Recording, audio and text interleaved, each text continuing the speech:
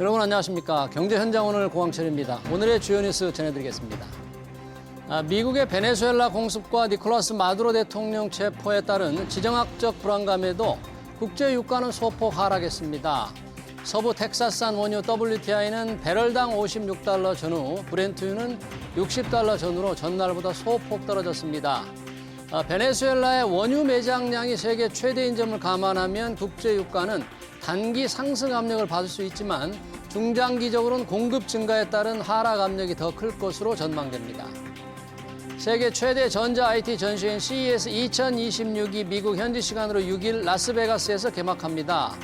이번 CES에는 로보틱스와 자율주행차로 대표되는 피지컬 AI 분야에서 세계 유수 기업들이 기술 경쟁을 펼칩니다. 현지 시간 5일로 예정된 젠순왕 엔비디아 CEO와 리사수 AMD CEO의 기조연설이 주목됩니다. 올해부터 전기차와 수소차 등 친환경차 보급 목표를 달성하지 못한 자동차 회사와 수입회사는 목표에 미달한 차량 한 대당 150만 원의 기여금을 내야 합니다.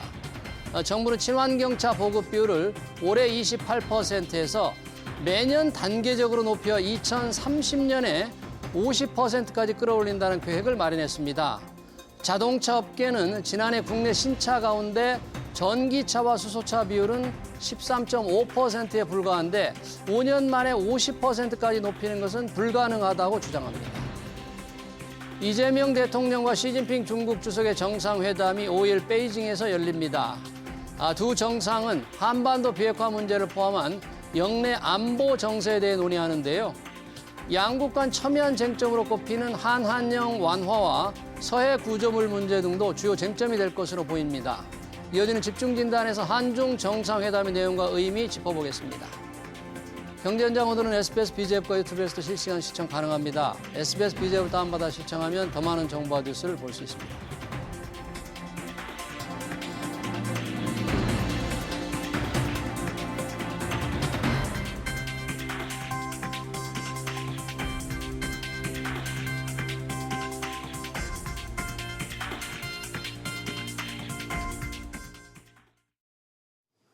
네, 이재명 대통령과 시진핑 주석은 지난해 11월 경주 에이펙 정상회의에서 처음 만났습니다. 글로벌 안보의 불확실성과 한중 관계의 굴곡 속에서 이루어진 첫 정상회담은 두 지도자 간의 심리적 거리감을 좁히는 계기였는데요. 베이징에서 두 번째로 만나는 이 대통령과 시 주석이 서로의 핵심 이익을 존중하면서도 신뢰를 다질 수 있을지, 경제 분야에선 무언가 성과를 낼 수 있을지 주목됩니다. 두 분과 얘기 나눠보겠습니다. 전가림 호서대 경영학부 교수, 우수근 한중 글로벌 협회장 나오셨습니다. 어서 오세요. 네, 안녕하십니까. 자, 한중 정상회담 지금 국민들이 비상한 관심을 기울이고 있는데 그에 앞서서 주말에 터진 미국의 베네수엘라 공습과 마두로 대통령 체포, 정말 전격적인 군사작전이었는데요. 관련된 국제사회 반응이라든지 중국과의 관계를 좀 듣고 싶은데 정가림 교수님 네. 우선 어떻게 보셨습니까? 중국에 굉장히 연계해서 해석하는 시각이 많던데 이번 베네수엘라 네, 사태를요. 맞습니다. 잘 아시다시피 이번에 베네수엘라에 대한 전격적인 침투 그리고 일종의 납치죠. 네. 상대방 국가의 그 대통령을 그렇습니다. 이제 데리고 간 거니까요. 네. 그리고 이런 충격이 굉장하다라는 거는 지금 모든 언론사에서 나타나고 있습니다. 네. 트럼프 대통령은 크게 세 가지를 얘기했습니다. 네. 이제 마약 문제가 있었고 또 한 가지는 석유 문제가 석유. 있었고 그리고 또 하나는 서반구에 대한 중국의 침투가 견제돼야 된다라는 그런 측면에서 얘기를 했는데요. 예. 여기서 주목해야 될 거는 사실 마약은 얘기했지만 마약은 사실 그 종류가 좀 다릅니다. 사실 미국에서 얘기 많이 하고 있는 마약이라는 건 펜타닐이거든요. 펜타닐이요? 물론 중국과도 관계가 됩니다. 그렇지만 베네수엘라에서 지금 미국으로 들어가고 있는 건 대부분 코카인이거든요. 예. 그래서 그거는 물론 문제가 되긴 하지만 그건 주요한 문제는 아니다라고 저는 봅니다. 두 번째로 영국은 얘기하는 이제 건 마약 밀매를 걸었는데요. 네, 맞습니다. 이제 마약이 이제 미국민들을 건강을 해친다라는 거죠. 네. 두 번째로는 이제 석유 문제인데 석유는 이제 좀 차이가 있습니다. 베네수엘라에서 나오는 건 중진류거든요. 네. 보통 벙커시우라고 얘기하는 그런 겁니다.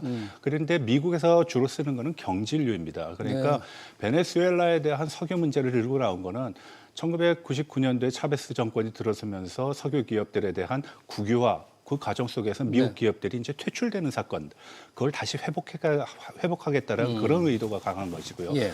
마지막에 이제 서반구에 대한 얘기를 했는데 이게 예. 가장 쟁점인 것 같습니다. 우리가 서반구 얘기를 할 때는 1820년대에 나왔던 멀로주의에 대해서 잠깐 언급할 필요가 있는데 이 네. 멀로주의라는 거는 유럽의 중남미에 대한 영향력 강화를 미국이 견제하겠다는 방어적인 성격이 강한 그런 일종의 독트린이었습니다. 예. 그러다가 20세기 초반에 루즈벨트가 들어서면서 거기에 대한 부칙을 이제 설명을 하게 되는데 네. 거기에 대해서 이제 공세적으로 나오겠다라는 표현을 썼습니다. 트럼프는 바로 이 루즈벨트의 그 멀로주의에 대한 부칙에 대한 보충, 네. 즉 그 중국이 서반구 중남미 국가에 대한 영향력을 강화하는 것이 미국의 안보에 위협이 된다라고 판단을 한 것 같습니다. 예. 그래서 사실은 세 가지 이슈를 가지고 언급을 하긴 했지만 네. 종국적으로는 모두 중국에 수렴한다. 또 이런 석유의 어떤 가격을 예. 내리는 것이 미국의 경제 또 중국에 대한 타격을 동시에 이행할 수 있는 것이기 때문에 네. 굉장히 전격적으로 이루어졌다. 물론 마약 문제도 있습니다. 마약 네. 문제로 지금 콜롬비아라든지 쿠바라든지 이런 국가들이 굉장히 긴장하고 있는 건 사실이지만 이번 사태를 보게 되면은 마약과 석유 문제가 있지만 종국적으로는 중국에 수렴하는 그런 문제의 어떤 이슈였다라고 봅니다. 네, 미중 패권 경쟁의 이런 안경으로 시각으로 좀 이번 베네수엘라 공습을 좀 볼 필요가 있다. 그렇게 정리를 하고요. 저희 그 본질적인 이슈로 들어가야 될 것 같습니다. 바로 이재명 대통령 이제 시진핑 주석을 경주에서 만났고 이제 두 번째로 만나야 되잖아요. 첫 1월 지금 5일이니까 뭐 며칠 되지도 않아서 중국을 방문해서 상당히 의미가 있는 것 같은데 우승훈 회장님 뭐 한중 간에 밀접하게 이 부분을 좀 취재를 해보셨는데 어떻게 보세요 이번 의미를? 네, 그야말로 신년맞이 방문이지 않습니까? 신년이라는 것은 낡은 것, 묵은 것을 다 없애고 네. 새로운 마음에 새로운 것을 추구한다라는 것인데 이 중국의 새로운 신년을 한국과 함께하겠다, 즉 한중 관계를 새롭게 출발시키겠다라는 중국의 의지가 담긴 것입니다. 예. 그러면은 전 세계 다른 많은 나라도 많은데 왜 우리 대한민국 국가 원수를 신년의 첫 번째 정상으로 국빈 초청을 했겠는가? 그만큼 중국은 우리 대한민국을 필요로 하다는 것이죠. 필요로 한다. 당장 미국과 중국 대립 국면에서 네. 만약에 우리 중견강국 대한민국 더 이상 약소국이 아닙니다. 네. 우리 대한민국이 중국의 라이벌 격인 미국 쪽으로 더 근접해 한다면 중국한테 경제적으로도 그렇고 정치 국가 안보적인 측면에서 좋을 게 하나도 없습니다. 예. 그런 측면에서도 대한민국 대통령을 대한민국을 빨리 자기들 곁으로 조금이라도 더 근접하게 자기들 쪽으로 더 많이 오는 게 아니라 예. 지금보다는 좀 더 균형 잡히게 네. 중립적인 그런 정도만 돼도 좋겠다라는 식으로 정성을 들일 수밖에 없는데 예. 그러면 여태까지는 왜 대한민국 다른 대통령이 있을 땐 그렇게 안 했냐. 예. 이재명 대통령이 아니었기 때문이죠. 다른 말로 하면요. 네. 이재명 대통령이 전임 대통령 같은 경우는 중국과의 관계는 신경 쓰지 않고 미국 위주였지 않습니까? 네. 그러니까 중국으로서는 어떻게 할 수도 없었거든요. 네. 근데 이재명 대통령은 보니까 실용 외교를 지향하면서 네. 한중 관계도 중시하는 것 같다. 그러면 더 늦기 전에 이재명 대통령이 체면도 많이 세워주고 그다음에 한국의 민심에 중국이 더 많이 다가갈 수 있도록 신년맞이라는 상징적인 의미의 국빈 초청으로 제일 먼저 모시자라는 식으로 나온 것이라는 네. 생각이 듭니다. 신년 첫 방문, 국빈 방문을 좀 의미 있게 볼 필요가 있다 그런 얘기인데요. 사실 뭐 한미 관계를 중시하면서도 한중 관계도 우리가 무시할 수 없는 워낙에 뭐 큰 시장이기도 하기 때문에 중요한데 이번 정상회담의 결과가 이제 어떻게 수렴 나올지 그건 조금 지켜봐야 되겠습니다만 우리 국민들이라든지 정말 문화계에서는 야, 이제 두 번째 만나니까 그동안 가장 많이 얘기됐던 한한령, 우리 한국 문화 콘텐츠를 제안하는 한한령의 뭐가 이게 해제가 될까 또는 완화가 될까 하는 기대가 굉장히 큰데요. 교수님, 어떻게 좀 가시적인 성과가 좀 나올 것 같아요? 네, 2017년 사드 문제 이후에 지금까지 우리가 관심 많이 가졌던 부분 중에 하나가 바로 한한령이었습니다. 이제 공식화되지는 않은 것이 문제입니다. 그래서 아마 정상회담 과정 속에서 한한령이라는 단어 자체를 통해 가지고선 한한령 해제에 대한 논의를 하는 것은 사실 좀 쉽지는 않을 거라고 봅니다. 다만 그래요? 사회 문화적인 측면에서의 교류 확대라는 그런 표현을 통해 가지고선 그 한한령을 해제하는 것 같은 그런 대체의 어떤 의미를 전달하는 건 충분히 있을 수 있다라고 봅니다. 그런데 우리가 여기서 알아둬야 될 거는 우리가 요즘 K라는 산업이 굉장히 유행을 하고 있는데 또 많은 경제적인 성과를 거두고 있는데 이 사회 문화적인 특히 엔터테인먼트와 관련된 시장의 규모에 로 보게 되면은 중국 시장은 그다지 크지 않습니다. 중국의 수요도 그다지 크지 않고요.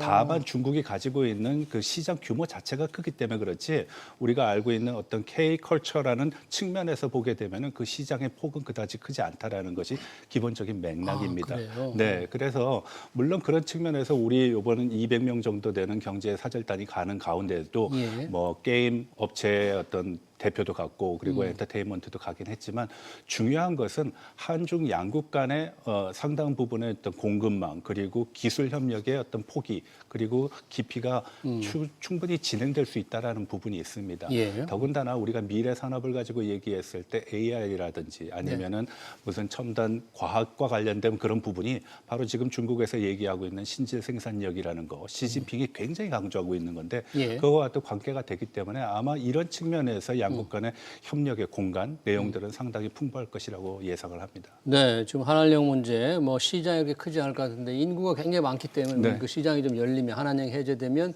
문화 교류가 대단히 확대될 것으로 봤습니다만 그런 기대감으로 지난주까지 엔터테인먼트 관련 주가가 상당히 올랐거든요. 그런데 정작 정상회담을 앞둔 5일에는 급락을 했어요. 오늘 5일 코스피가 지금 주가 상승률이 거의 3% 안팎으로 좀 뛰고 있는데도 이렇게 떨어졌다는 것은 크게 실망감이 나오고 있는 거예요. 뭔가 이번에 좀 기대를 했는데 손에 잡히는 게 없나 하는 걱정이 좀 많은데 혹시 회장님 어떻게 보세요? 지금 뭐가 좀 있을 것 같아요? 그러니까 저는 참 안타깝습니다. 어떤 거요? 사실은 등락은 항상 예. 있을 수 있는 것 물론 아닙니까? 그렇죠. 네. 근데 우리가 좀 더 대국적인 측면에서 예. 바라볼 필요가 있습니다. 예. 예를 들면 중국은 우리와 많이 다릅니다. 무슨 예. 일이 있으면은 우리는 빨리빨리지 않습니까? 네. 중국은 우리가 잘 아는 것처럼 만만되지 않습니까? 네. 한한령은 이미 해제 수순에 들어갔습니다. 저는 자신 있게 이미? 말씀드릴 수 있습니다. 중국의 고위 당국자들과의 교류 속에서 저는 이미 알고 있었습니다. 네. 중국 내부 방침은요. 네. 한번 생각해 보십시오. 예. 한한령을 중국이 한국에 취함으로써 중국에 득이 되는 게 뭐가 있습니까? 네. 얻을 게 뭐가 있습니까? 예를 들면 손이 훨씬 더 많죠. 손실이. 손실이. 무엇보다 중요한 것은 한국에서 중국에 대한 이미지가 엄청나게 안 좋아졌지 않습니까? 네. 한국 민심이 완전히 돌아섰거든요. 그다음에 중국 기업이 잘 나간다 하더라도 한국 기업들과 경제의 교류 협력 여지가 아직도 많거든요. 예. 근데 거의 다 중단되다시피 했지 않습니까? 또 국제사회에서 중국에 대한 너무 거칠게 제재를 취한다는 안 좋은 이미지도 있지 않습니까? 그러니까 중국도 빨리 한한령을 풀고 싶었어요. 네. 근데 그 푸는 신호탄은 무엇이냐면은 한중 정상회담, 사회주의 국가니만큼 시진핑 최고 지도자가 한국의 최고 지도자와 정상회담을 원만히 하면 그것이 한한령이 풀려지는 것이다. 이것이 신호탄이었는데 네. 윤석열 정부 때는 그게 쉽지 않았지 않습니까? 네네. 근데 실용 외교를 주장하는 이재명 정부에 대해서 들어서면서는 그것이 가능할 거다 해가지고 지난번 네. 에이펙 경주 정상회담에서 양국 정상이 웃으면서 잘 만났지 않습니까? 네. 그것이 이미 한한령은 해제되는 것. 중국 아, 국내에서는 그래요? 이미 고위 지도자들은 그런 걸 다 알고 있거든요. 예, 예. 다만 다시 말씀드리면 우리는 딱 조치가 내려지면은 일사천리로 딱딱딱딱 결과가 보이고 뭔가 가시화 될 거라고 대규모 하는데 K-팝 공연 같은 거라도 열려야만 완화나 해제됐다는 거를 좀 느낄 수 있을 텐데 그런 게 안 보이잖아요. 그것도 보십시오. 예. 적어도 중국 내부 사정을 잘 아는 사람들이라면요. 예. K-팝 콘텐츠 큰 거 하나 준비하려면은 6개월 이상의 시간이 걸린다고 시간이, 합니다. 앞으로 좀 시간이 장소도 필요하다. 예. 예. 모든 측면에서 시간이 필요하니까 이미 해제 국면에 들어간 건 맞으니까 네. 조금 더 여유를 가지고 지켜볼 필요가 있다는 생각이 듭니다. 네, 그렇게 됐으면 얼마나 좋겠습니까? 우리 주식 투자자만이 아니고 우리 문화계 교류 확대를 바라는 분들이 다 기대하고 있으니까 좀 시간을 가지고 볼 텐데 예전 같으면 한한령이 뭐 공식적으로 중국은 뭐 언제 한한령을 두지도 않았으니까 해제도 공식적인 게 없을 맞습니다. 거잖아요. 네. 설령 자연스럽게 완화 또는 해제가 된다 하더라도 우리가 누릴 게 과연 많이 있을까? 아까 좀 시장이 크지 않다고 했는데 게임 같은 거 본다면 네. 중국의 게임 경쟁력이 굉장히 올라왔잖아요. 네, 이제. 근데 이제 중국의 게임 경쟁력이 상당한 거는 우리가 다 알고 있는 사실입니다. 다만 여기서 우리가 간과하는 부분 중에 하나가 이 게임의 수요자들이 대부분 청소년 계층인데요. 예. 중국은 이제 칭랑 행동이라 그래가지고선 청소년 게임을 규제하는 법이 있습니다. 특히 방학에는 게임을 마음대로 못 합니다. 그래요? 그래서 텐센트에서 매 방학이 되기 전에 그 그 캘린더 같은 시간표를 정해줍니다. 청소년들은 몇 시서부터 몇 시까지만 게임을 할 수 있게끔 하는 그런 규칙이 있습니다. 그래서 잘 아시다시피 이게 뭐 업체를 얘기할 수 있는지 모르겠지만 우리나라의 크래프톤 같은 경우에는 직접 투자하지 않습니다. 텐센트를 통해서 하는 이유도 판호를 따는 것도 어렵고 중국 정책에 발맞춰 나가는 것도 굉장히 쉽지 않습니다. 그래서 사실은 앞서 말씀드렸다시피 시장이 굉장히 크다라는 건 부인할 수 없는 사실입니다. 다만 이 시장 속에서 우리가 먹을 수 있는 것이 그다지 많지 않다. 두 번째로는 이 게임 문화 산업은 주요하게도 IP와 관계된 산업입니다. 이제 지적 재산권이 굉장히 중요한 부분 중에 하나인데 이것이 충분히 보장되는 시장이 아니라는 것이죠. 그래서 이런 문제들이 해결되지 않는다라 그러면 사실 좀 중국 시장을 관망하기는 쉽지 않다. 그래서 많은 사회 문화 이 산업에서의 접근이라는 거는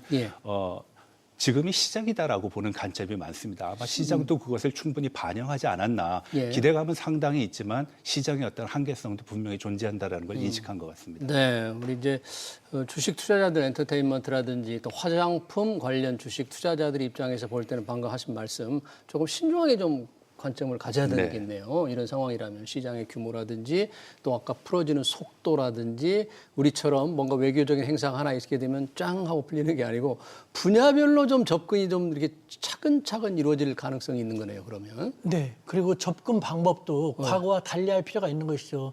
상대도 달라지고 우리도 달라졌는데 이전에 한번 잘 됐다고 똑같은 방식만 계속 고집할 수는 없는 거지 않습니까? 우리 애가 초등학교 때 입었던 옷을 대학원생인데 대학생이 됐는데도 계속 그것만 입힐 수는 없지 않습니까? 지금 전 교수님이 말씀하신 것처럼 중국 기업도 몇 년 동안에 상당히 경쟁력을 갖춰왔습니다. 엄청난 경쟁력을 가진 거죠, 지금. 그리고 또 우리가 들어가기 쉽지 않은 눈에 보이지 않는 다양한 장벽도 존재하거든요. 그렇다고 시장을 관망하고 못 들어간다 주저주저 하는 것보다는 저는 리스크를 최소화시키기 위해서 다른 노력을 하자는 것이죠. 중국 기업을 활용하자는 것이죠. 중국 기업도 예를 들면은 그 국제사회에서 중국에 대한 이미지가 썩 좋지 않지 않습니까? 그래서 웬만한 중국 제품, 중국 브랜드로는 글로벌 시장 진출이 쉽지 않은데 우리 K는 상당히 좋지 않습니까? 그 많은 중국 기업들이 한국에 투자해갖고 한국 기업화 시키면서 글로벌 시장 나가려고 시도하고 있지 않습니까? 우리가 그런 트렌드를 잘 읽고 중국 기업과 적합한 상호 보완이 가능한 기업과 함께 한중 기업이 되어서 한국 시장도 그렇고 중국 시장도 그들의 네트워크와 그들의 역량을 통해서 개척을 하고 이어서 계속 글로벌 시장으로 나가려고 하는 이 같은 좀 새로운 시도법 같은 거 현재 트렌드에 잘 맞는 적극적으로 고민하고 강구할 필요가 있다라는 생각이 듭니다. 네. 지금 한중 간의 관계에서 우리 경제 관계를 보면 한중 FTA가 조금 더 주목이 되는데 지금 FTA를 체결한 지 10년이 조금 넘었잖아요. 그 사이에 많은 이제 변화가 있었습니다. 한중 간의 교역량도 늘다가 뭐 정체되는 느낌, 우리가 흑자를 보다가 좀 적자로 바뀌는 그런 통계도 확인이 되고 있는데 10년의 한중 FTA를 본다면 결국 중국이 좀 많은 혜택을 받은 겁니까? 이게 어떻게 해석을 해야 됩니까? 사실 FTA라는 거는 상호주의 원칙에 의해서 추진되는 거기 때문에 누가 더 이득을 보냐, 누가 더 손해를 봤다라는 건 사실 힘듭니다. 다만 이 개방의 폭을 가지고 얘기했을 때 중국이 자국 산업의 어떤 육성 그리고 자국 산업의 보호를 통해서 개방의 시간을 굉장히 길게 열어놨습니다. 그게 가장 큰 문제입니다. 이 긴 시간 동안에 중국이 상당히 많이 따라왔고요. 그런 상황 속에서 경쟁 관계였고 수직적인 관계에서 이제는 치열한 경쟁을 넘어서 우리가 중국보다 못한 부분도 많이 발생했다라는 겁니다. 그래서 FTA 2단계 논의에 들어감에 있어가지고서는 그러한 문제점들을 우리가 좀 얘기할 필요가 있다라는 것이고요. 2단계가 서비스하고 투자 분야입니다. 네, 맞습니다. 거기다가 앞서 말씀드렸다시피 그러니까 지적 재산권에 대한 보호, 투자에 대한 보호, 그리고 미래 산업에 대한 어떤 협력의 틀. 그리고 그 시장에 대한 보호조차도 우리가 얘기를 해야지 제2단계에서의 한중 FTA는 상당히 성과가 있으리라고 봅니다. 네.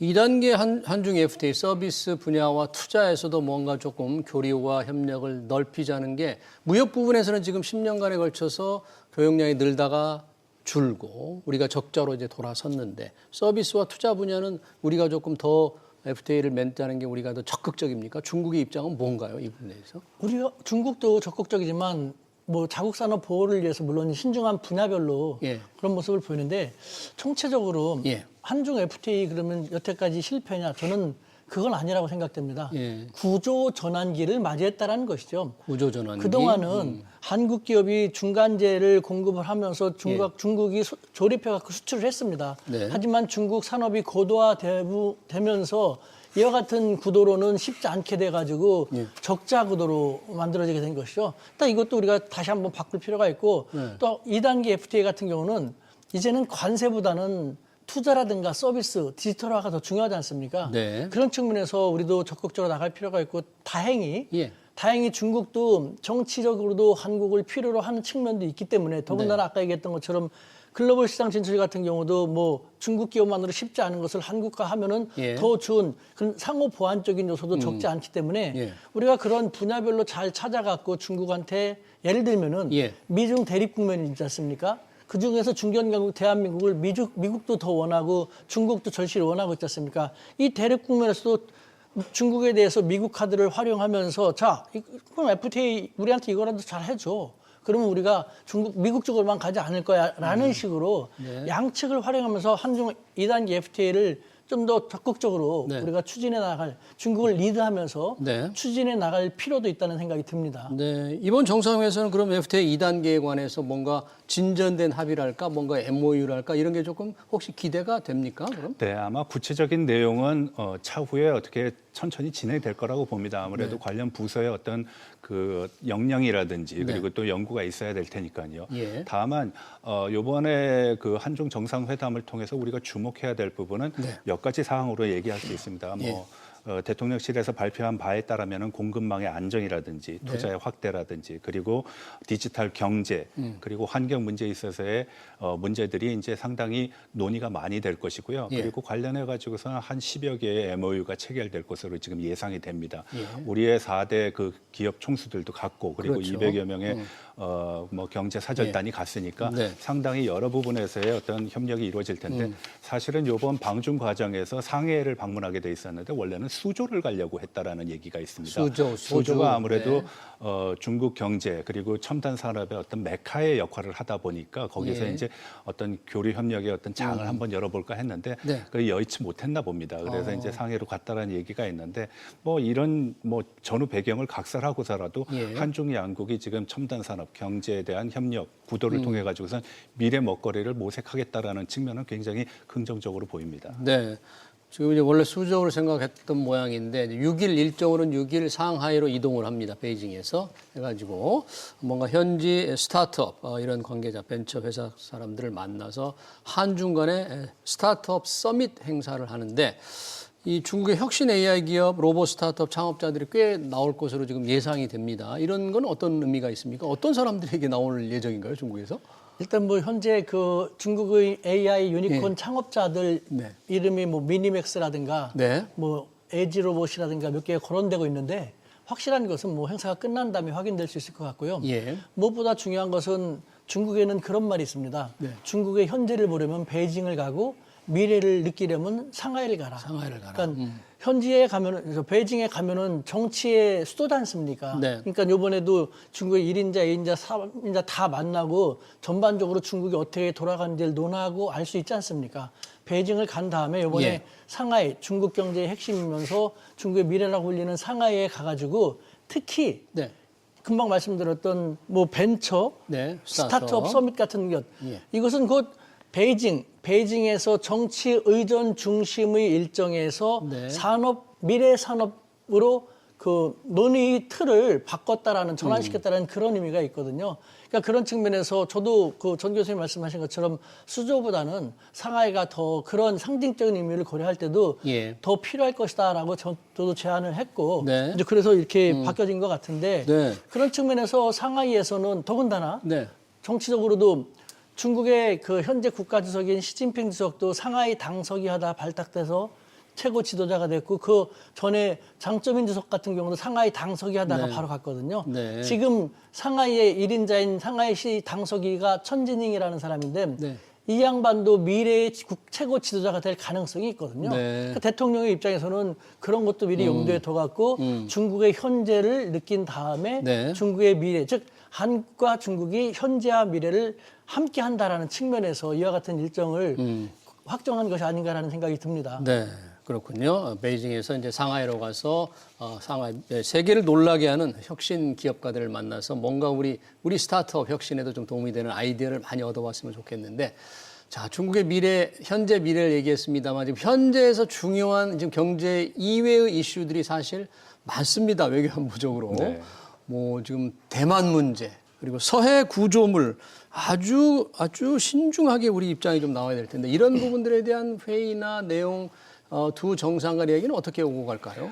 굉장히 중요한 문제라고 저는 생각합니다. 우리가 경제적인 이익도 중요하지만 주권이라는 측면을 망각해서는 안 된다라고 봅니다. 예. 특히 그 서해의 어떤 설치물에 대해서 16개 정도 있거든요. 예. 그리고 또 불법 어로 행위도 계속 연이어서 일어나고 있습니다. 예, 이건 그러니까요. 안보적인 측면뿐만 아니라 영해 주권의 문제와도 관계가 돼 있기 때문에 이런 문제에 대한 심층적인 그리고 당당한 어떤 모습이 아마 이번 정상회담을 통해서 나올 거라고 전 봅니다. 예. 왜냐하면은 이 문제가 예. 단순하게 그렇게 뭐 경제적인 이익은 없을지 몰라도 상당히 그 주권과 관계된 문제니까 간과할 수 없거든요. 거기에 덧붙여서 한 가지 더 중요한 문제를 얘기하자면은 최근 들어서 중국과 미국의 한반도 문제에 있어서 비핵화라는 논의가 지금 퇴행이 되고 있습니다.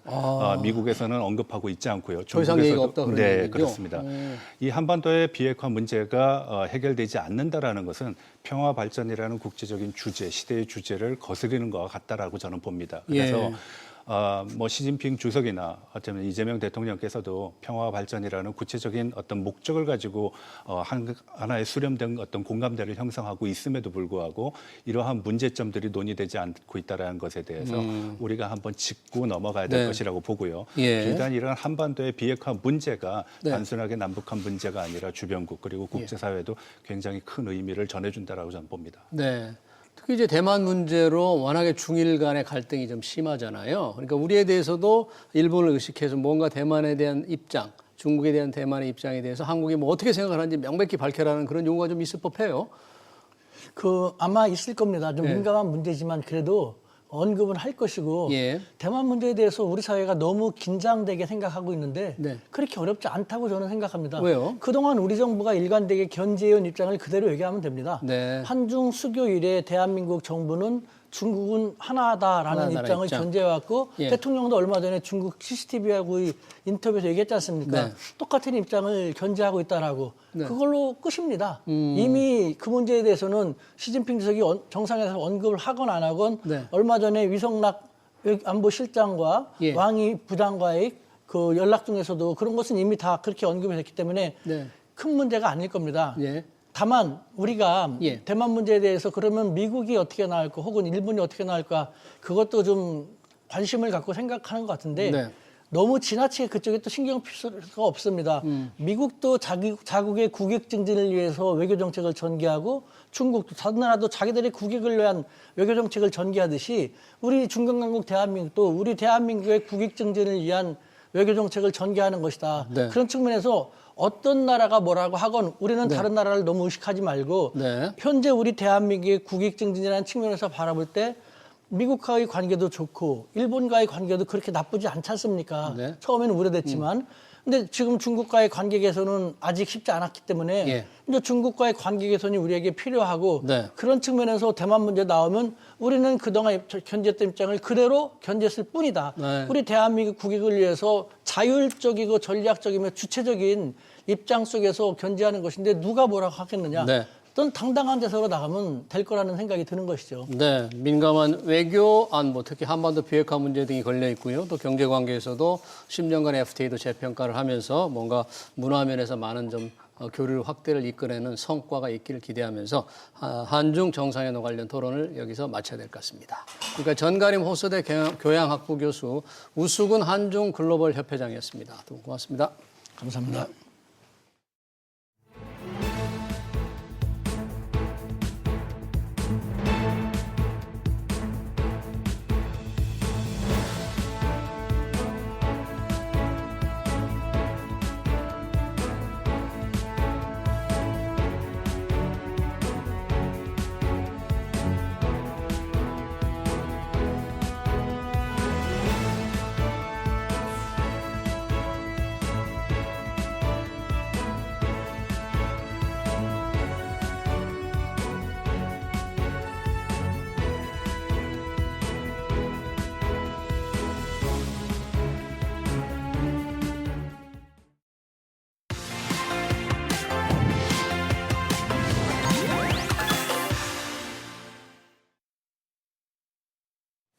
네, 코스피가 사상 최초로 장중 4,400선을 돌파했습니다.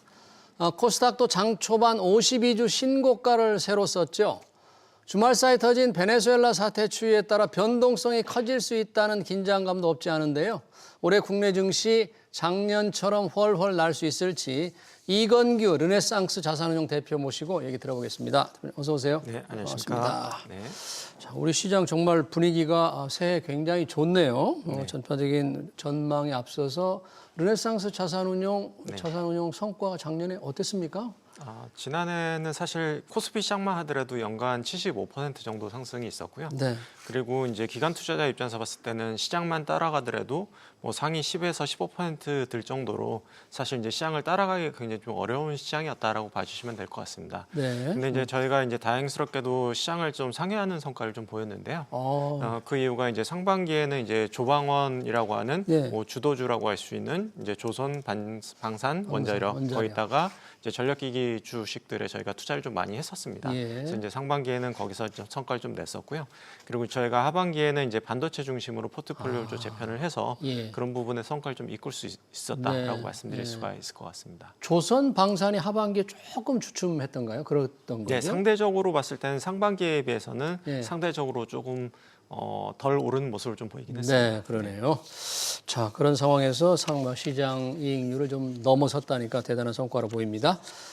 지금 코스피가 4,400선을 좀 가뿐히 넘어섰어요. 뭐 5,000피가 언제 올까 했는데 좀 눈앞에 보이는 듯도 하고 있습니다. 올해 시장 변화를 일으키는 가장 큰 변수 뭘로 봐야 될까요?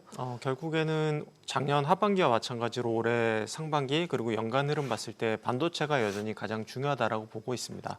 그래서 작년에 이제 가장 높은 상장률을 보였던, 그러니까 미국 기준으로 봤을 때 가장 높은 주가 상승률을 보였던 종목들을 보면은 예. 뭐 시게이트 테크놀로지라든지 마이크론 테크놀로지 그리고 뭐 웨스턴 디지털 이런 회사들이 가장 높은 상승세를 보였거든요. 마이크론 테크놀로지도 많이 올랐군요. 네, 맞습니다. 그래서 이제 그 기업들의 특징이 결국엔 이제 메모리 사업을 하고 있다라고 봐주시면 될 것 같습니다. 예. 그래서 이제 하드 디스크도 마찬가지지만 네. 이제 반도체, 메모리 그리고 디램이라든지 SSD라든지 전반적으로 메모리 산업에 어떤 쇼티지가 발생을 했었다라고 봐주시면 될 것 같고요. 예. 그리고 이런 분위기가 올해도 계속해서 이어지고 있다라고 봐주시면 될 것 같습니다. 메모리요. 네. 그리고 이제 그 중에서 이제 저희가 가장 중요하게 봐야 될 부분이 이제 마이크론 테크놀로지가 했던 이야기 중에 하나가 가장 중요하다라고 보여지고 있는데요. 뭔 얘기였어요? 그래서 이제 얘기했던 부분이 1년에 이제 앞으로의 디램에 대한 계약이 이미 다 끝나 있다. 그래서 네. 26년도에 연간 계약은 이미 마무리됐다라고 이야기를 했고요. 예. 또 한 가지 이제 올해 들어서 가장 중요한 이야기를 했는데 예. 2, 3년에 장기 계약을 추진하고 있다라는 이야기를 하고 있습니다. 그게 어떤 의미가 있습니까? 그래서 이제 과거 같은 경우에는 주로 이제 분기나 월간 단위 계약을 통해서 이 업황을 좀 장기 업황을 좀 바라보기 힘든 부분들이 좀 있었거든요. 그래서 예. 이제 변동성이 좀 크고 변화가 빠르다라는 부분이 있었는데 예. 이게 만약에 2년에서 3년 정도의 이제 장기 계약을 맺는다라고 하면은 이 장기적인 업황을 바라볼 수 있는 부분이 생기거든요.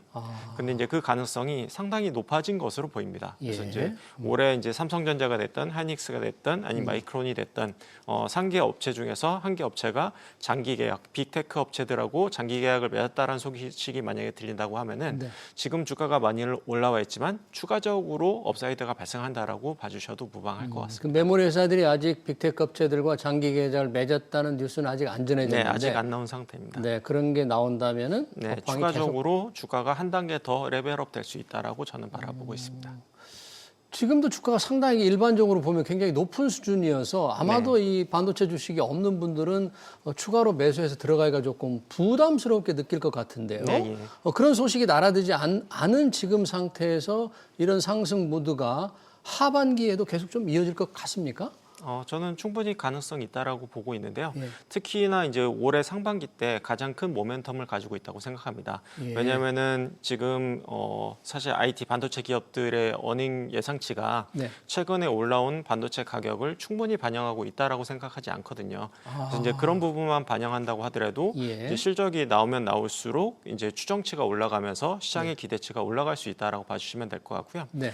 그리고 이제 마이크론 테크놀로지 같은 경우에는 이제 11월 결산 기간이었거든요. 그래서 예. 이제 보통은 한 달에서 두 달 정도 이제 실적이 우리나라 기업들에 비해서 먼저 나오기 때문에 마이크론 테크놀로지의 실적을 보면은 삼성전자, 하이닉스가 실적이 얼마 나올지 미리 미뤄 짐작할 수 있는 부분이 좀 있거든요. 근데 네. 이미 이제 4분기 실적이 워낙 좋게 나왔기 때문에 네. 올해 발표되는 이제 작년 4분기 실적뿐만 아니라 올해 1분기, 2분기 실적도 상당히 기대해 볼 만하다라고 봐주셔도 무방할 것 같습니다. 네, 반도체 이제 수익에 크게 늘어날 그런 기대감이 하나의 큰 증시로 올라가는 동력이 될 것 같고요. 네, 예. 또 다른 동력, 증시 어떤 변수는 또 어떤 걸 들 수 있을까요? 일단 올해는 연간으로 봤을 때 반도체가 일단 가장 중요합니다. 왜냐하면은 반도체가요? 전체 올해 추정치를 보면은 예. 기업 이익의 추정치를 보면은 전체 제조업의 평균 영업이익 증가율이 71% 정도 증가할 것으로 예상을 하고 있거든요. 네. 근데 반도체가 압도적으로 높습니다. 올해 이제 100% 이상 상승할 것으로 보고 있기 때문에 예. 제조업 평균을 넘어서는 업종은 전기전자 업종밖에 없는 상황입니다. 그래서 예. 전기전자 업종을 빼놓고는 네. 생각할 수 없다라고 생각해 주시면 될 것 같고요. 어. 다만 이제 다른 유관 업종들도 상당히 괜찮을 것 같습니다. 그래서 예를 결국에는 들면요? 예. AI와 관련된 것들인데요. 예. 이제 AI가 딱 직접적으로 연관되는 건 이제 반도체라고 생각할 수 있겠지만 네. 결국에 이제 전력이라든지 전력. 전력과 관련된 것들 거기에 이제 파생되는 것들이 결국엔 이제 원자력이라든지 원자력. LNG라든지 이제 예. 전력기기라든지 예. 조선 이런 쪽까지도 예. 광범위하게 사실은 연관이 되어 있는 부분이 있거든요. 네. 그래서 올해 이제 환율도 좀 높아져 있는 상태이기 때문에 그러니까 내수 기업들은 상당히 조금 올해 실적도 그렇게 좋을 거로 보고 있지는 않습니다. 내수는요? 예, 그래서 작년에 좋았던 수출 기업 그 중에서도 AI와 관련된 것들 그리고 전력과 관련된 것들이 올해에도 좋다라고 봐주시면 될 것 같습니다. 네. 그래서 이제 아까 잠깐 언급드렸지만 예. 조방원 플러스 전력기기가 작년 상반기 때 좋았다라고 말씀을 드렸었는데 네. 올해도 마찬가지로 이제 이익 추정치를 보면은 네. 거기에 해당되는 기업들의 이익 추정치가 가장 좋은 상황입니다. 네. 그래서 이제 내수 기업보다는 이제 수출 대형주 중심으로 대응하는 것이 저는 좋다라고 생각을 하고 있습니다. 예, 지금 환율이 꽤 원달러 환율이 높은 수준이잖아요. 정부가 네. 아무리 조금 낮추게 노력을 하려 해도 쉽게 떨어지질 않거든요. 네. 그런 것들은 내수 기업에는 큰 악재가 되나요? 네, 악재로 작용한다라고 봐주시면 될 것 같고요. 예. 근데 이제 환율은 이제 과거 대비했을 때는 좀 높은 상태를 유지할 확률이 좀 높다라고 보고는 있습니다. 예. 왜냐하면은 수출 기업들이 결국에는 해외 투자, 특히나 이제 미국 투자를 증가시켜야 되는 상황이다 보니까 네. 수출 기업들이 돈을 많이 벌고 있음에도 불구하고 그 외화를 이제 원화로 이제 환전을 하는 게 아니라 그냥 달러화채로 유지를 하고 있는 보유하고 있는 상태이거든요. 그래서 과거 대비했을 때는 좀 높은 레벨의 환율을 유지하는 게 맞다라고 보여지는 부분이 있긴 한데요. 예. 다만 이제 한 가지 제가 조금 아쉽게 보는 부분은 예. 조금 약간 막연한 불안감도 좀 많이 작용을 하고 있다. 현재 환율에는 그런 부분이 좀 묻어 있다라고 생각되는 부분이 있습니다. 네. 어떤 부분이냐면은 네. 결국에는 우리나라 외환 보유고가 결국에는 미국에 직접적으로 투자가 되면서 우리나라 외환 보유고가 줄어들지 않을까라는 좀 막연한 약간 불안 심리가 많이 작용을 하고 있다라고 저는 보고 있고요. 예. 다만 이제 그 부분은 시간이 지나면서 좀 증명이 될 것 같아요. 네. 그래서 제가 생각했을 때는 직접적인 투자보다는 이제 민간에서의 투자가 확대가 되고 네. 그리고 정부는 보험이라든지 보증이라든지 이런 걸 통해서 간접적으로 이제 투자 집행이 될 것으로 보고 있기 때문에 외환 보유고를 급격하게 하락시키는 그런 식의 투자는 저는 이루어지지 않을 거다라고 보고 있거든요. 그래서 네. 이제 그런 부분에 대한 어떤 이해나 오해가 좀 풀린다라고 하면은 네. 환율은 다시 조금 더 안정적으로 가지 않을까라고 바라보고 있습니다. 막연한 불안감으로 원달러 환율이 좀 과도하게 조금 더 올라 있다 이렇게 이제 보는 거네요. 네, 그래서 그런 이제 것들이 좀 외환 진정될 수 보유고도 우리나라가 전 세계적으로 봤을 때 9위에 해당되는 외환 보유고를 네. 갖고 있고요. 경상수지도 사상 최대치의 흑자를 보이고 있기 때문에 경제 펀더멘털이 막 엄청나게 나빠서 오르는 건 아니다 이렇게 이해해 주시면 될 것 같습니다. 이 반도체 업종을 올해 굉장히 좋게 봤는데 반도체를 가진 주식을 가지고 있는 분들이 이런 생각을 할 수도 있을 것 같아요. 이제 많이 올랐기 때문에 네, 예. 우리가 보통 그렇게 하잖아요. 이제 네. 차익 실현을 하고 네. 좀 더 가능성이 높은 업종으로 갈아타고 싶은데 그럼 뭐가 있을까? 그래 봐도 역시 반도체밖에 없나? 네. 혹시 대안이 없을까요? 그렇게 생각하는 분들?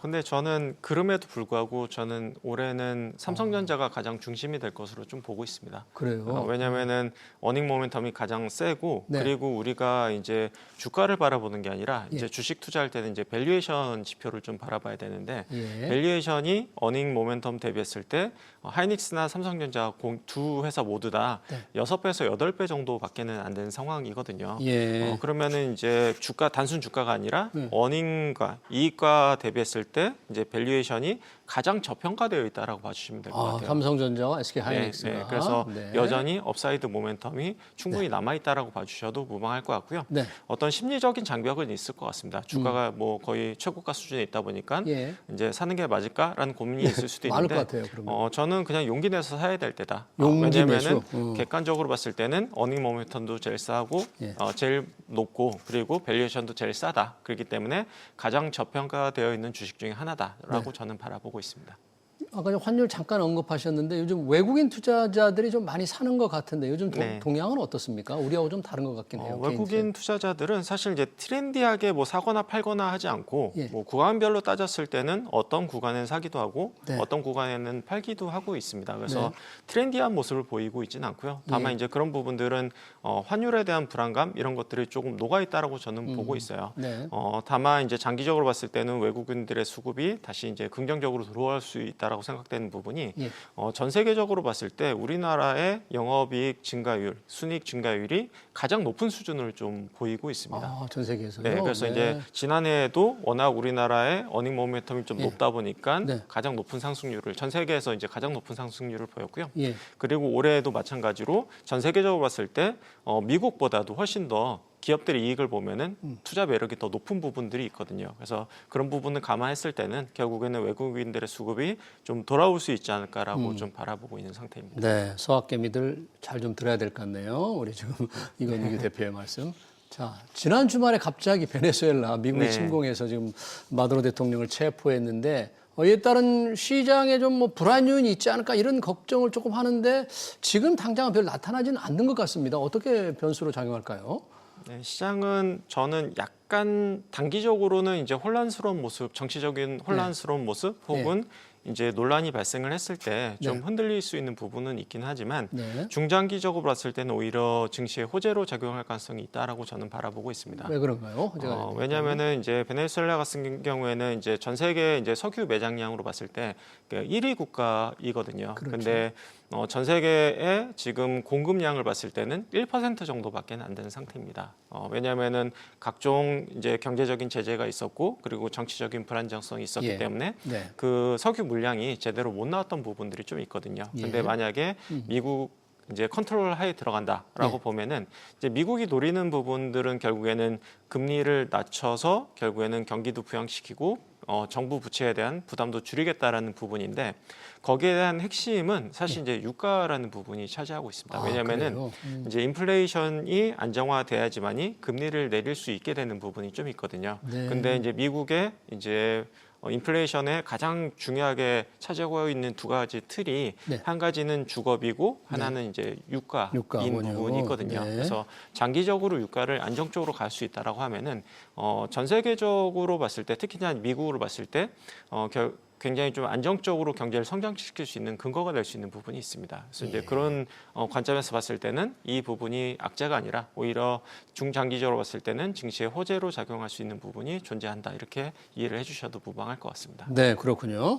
이 정부가 또 지난해에는 코스피가 이제 증시 친화적인 정책 기대감으로 많이 올랐는데 올해는 이 코스닥 시장 활성화 방안을 지금 강구하고 있거든요. 이제 구체적인 안들이 시간이 지나면서 나올 것 같은데 이렇게 되면 코스닥이 좀 혹시 우리 코스피보다 굉장히 좀 부진해서 현재까지는 조금 부진합니다만 더 빛을 볼 수 있을까요? 충분히 가능성이 있다라고 보고 있고요. 다만 이제 기존 상장된 주식도 이제 수혜를 볼 수가 있겠지만 이제 IPO 기업 중심으로 좀 수혜를 좀 많이 보게 될 것 같습니다. 그래서 그렇죠. 신규 IPO 상장 준비 기업들의 이제 자금들이 많이 투여가 될 것 같고요. 그리고 이제 상장 러시도 많이 이루어질 수 있다라고 봐주시면 될 것 같습니다. 그래서 공모주 중심으로 이제 좀 증시에 좀 자금이 들어가는 효과를 좀 볼 수 있겠다라고 봐주시면 될 것 같고요. 예. 그리고 이제 코스닥에 이제 많은 비중을 차지하고 있는 대표적인 업종을 보면은 이제 바이오라든지 아니면 소부장이라든지 예. 2차 전지라든지 이런 업종들이 가장 높은 비중을 차지하고 있는데요. 예. 최근에 보면은 해당 업종들이 다 비교적 상대적으로 강세를 보이고 있다라고 이해를 해주시면 될 것 같은데요. 네. 저는 좀 더 집중해서 보고 싶은 업종은 이제 소부장과 관련된 이제 전기전자 업종, 이제 코스피와 마찬가지로 코스닥도 이제 전기전자 업종을 좀 봐야 된다라고 보고 있는데요. 예. 그 이유가 아까 이야기한 부분하고 다 연결이 됩니다. 예. 만약에 이제 삼성전자가 됐든 하이닉스가 됐든 이제 장기 계약을 맺게 된다라고 했을 때는 좀 더 이제 적극적이고 자신 있게 설비 투자를 진행할 수 있는 부분들이 좀 존재하거든요. 예. 근데 이제 최근에 보면은 이제 반도체 장비주들 같은 경우에는 작년 한 해만 봤을 때는 시장 대비했을 때 상당히 좀 언더퍼포먼트 모습을 좀 보이기도 했습니다. 시장을 시장 제대로 이제 못 평균보다 못 따라가는 따라갔어요? 부분이 있었는데 예. 이제 올해 들어서 뭐 당장 2일부터 시작해서 봤을 때는 오히려 시장을 아웃퍼폼하는 모습을 좀 보이고 있거든요. 예. 그래서 이제 이런 부분에 대한 어떤 시장에 대한 믿음 같은 것들이 생긴다고 하면은 네. 소부장 그 중에서도 반도체 장비주들의 어떤 시장 대비했을 때 아웃퍼폼이 좀 기대가 되지 않나 이런 네. 생각을 좀 가지고 있습니다. 네, 이제 코스닥을 이끄는 소부장과 바이오, 2차 전지인데 2차 전지는 조금 굉장히 부진한 모습 아닐까요? 네, 2차 전지 같은 경우에는 이제 자동차 부분, 이제 전기차용 배터리 부분이 조금 여전히 부진한 모습을 보이고 있고요. 그리고 네. 이제 뭐 장기 계약이 해지가 된다라든지 네. 이런 모습을 좀 보이고 있기 때문에 작년 하반기 때 좀 올랐던 부분은 이제 ESS의 기대감이 있어서 좀 올랐던 부분이 있는데 네. 전체적인 이제 그러니까 배터리 산업 중에서 80% 정도가 자동차용 배터리라고 봐주시면 될 것 같아요. 그리고 네. 20%가 ESS에 해당되는 부분인데 네. 이게 자동차 부분이 좀 줄어든다라고 하면은 전체 시장 규모를 ESS만으로 좀 올리기에는 좀 한계가 있는 부분이 있어서 주가 상승에 조금 좀 힘을 좀 얻지 못하는 모습을 좀 보이고 있다 이렇게 말씀드릴 수가 있을 것 같습니다. 마지막으로 올 한 해 투자 전략을 세우는데 고심하고 있는 우리 시청자들에게 좀 팁을 주신다면 뭘 드릴 수 있을까요? 그래서 이제 작년과 같은 경우에도 저는 이제 국내 증시에 투자해야 된다라고 많이 말씀을 드렸었는데요. 그러니까 이제 막연한 불안감 내지는 네. 막연한 약간 회피 심리 같은 것들은 좀 버리는 게 좋을 것 같아요. 그래서 이제 국내가 됐든 해외가 됐든 네. 좀 더 객관적으로 이제 어닝 모멘텀이 있는지 그리고 밸류에이션 매력이 있는지 이 부분들을 따지고 본다라고 하면은 저는 이제 올해도 작년 못지않게 국내 시장이 오히려 상대적으로 매력도가 높다라고 판단을 하고 있습니다. 네. 그래서 여전히 뭐 높은 수준이어서 부담스럽다라고 하시는 분들이 많이 있겠지만 네.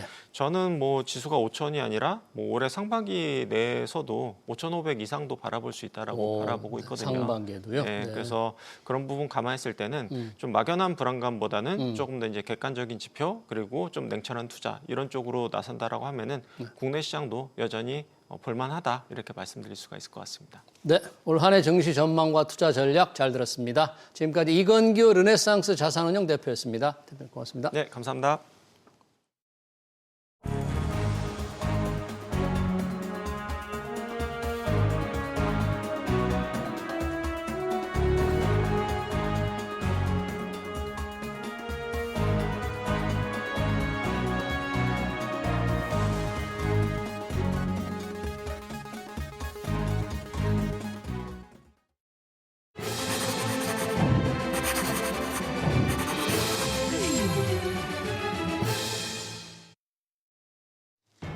네, 이재명 대통령과 시진핑 주석의 정상회담이 열린 오늘 한중 자유무역협정 FTA를 되돌아봅니다.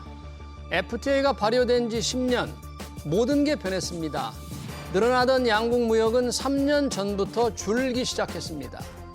우리가 누려왔던 무역 흑자도 다 사라지고 3년 전부터 적자로 바뀌었죠. 중국의 기술력이 우리를 넘어선 겁니다. 시장도 내준 셈이죠.